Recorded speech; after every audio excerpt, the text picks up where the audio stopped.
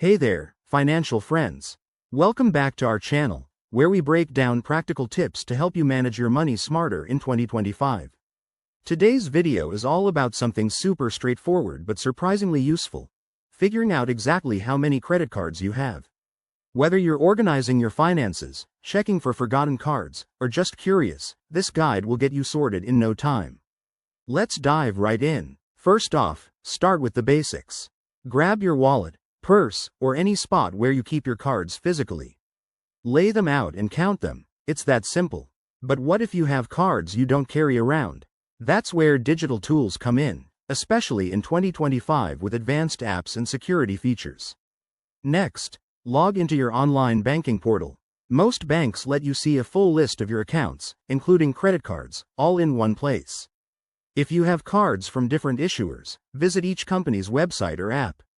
For example, check American Express or Chase directly. They often have dashboards showing your active cards. Don't forget about credit monitoring services. In 2025, tools like Credit Karma or Experian make it easy to pull your credit report, which lists all your open credit accounts. This is a great way to spot any cards you might have forgotten or even detect potential fraud.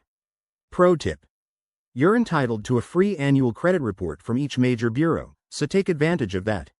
If you're still unsure, reach out to your credit card issuers directly. A quick phone call or email can confirm how many accounts are linked to your name. And for those old, unused cards, consider closing them if they're not adding value. It can improve your credit utilization. Wrapping this up, knowing how many credit cards you have is key to better financial health. It helps prevent overspending, reduces identity theft risks, and keeps your credit score in check.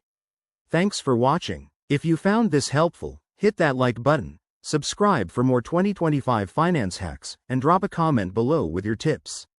See you in the next one. Stay savvy.